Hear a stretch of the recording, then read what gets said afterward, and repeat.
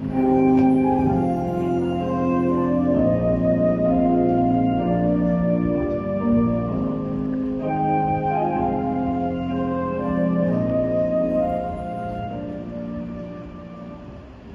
araw, Miss Tristan Priscilla. Ngayong araw, aming itatangal sa inyo ang libong adana sa pamamagitan ng shadow boxing. At ito ang Kabanata 13, ang wakas. Ano? Anong ikakasal si Don Juan at Leonora? Dito pwede! Manong, bilis! Pakita na ako sa Berbanya. Ngayon na! Nagmadaling pumunta si Maria sa magaganap na kasal sa pagitan ni Don Juan at Don Leonor. Naku, maaaring di ako makasungit. Ako'y magsikunwari kay Imperatriz na lang. Upang hindi siya makalata, sinuri siya ng Imperatriz mula sa isang imperyo.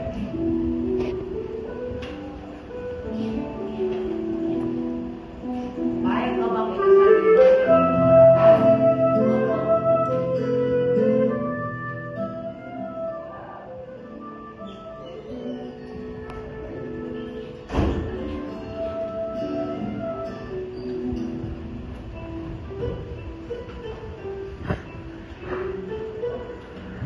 Si Imperatriz o si Maria ay magpapalang ni Haring Fernando na magsagawa ng isang dula bago maganap ang mismo kasalan. Papayakin niyo po ba magsagawa ng isang tula bago pa tuloy ang makasal ng dalawa? Sige lang.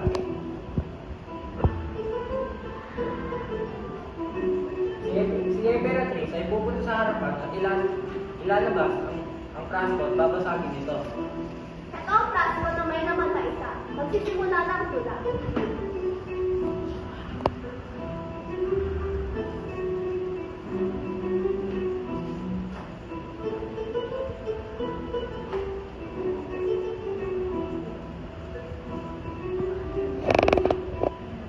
Aray ko! Ala! Bumabalik ng paunti-unti ang mga alaala. Aray! Ala! Doña Maria! Dapat tayo ang ikasal.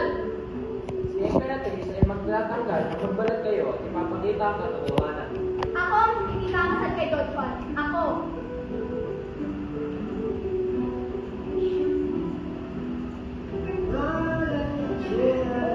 O kung gayon, payag ka bang ipakasal ka kay Doña Maria? Opo.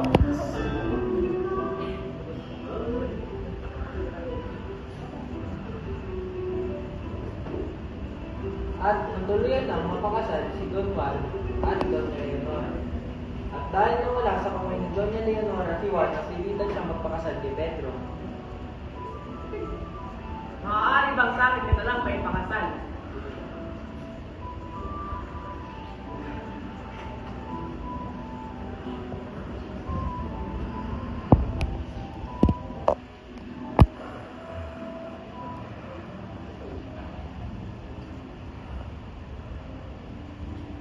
Dahil kayo nang napakasal, bakit ba ngayon na kayo ang maging bagong rinatari ng kaharian Berbanya?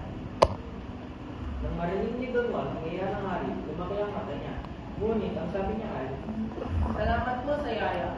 Ngunit, tayo mayroon na naghintay na posisyon sa Reino de los Cristianos. Itinatanggi po namin ito. ganun ba? Sige. Tara na, sa ating bagong kaharian. Naglambay sila papuntang Reino de los Cristales at nang makita sila ng mga tao, nagtiwang sila ng siyam na araw.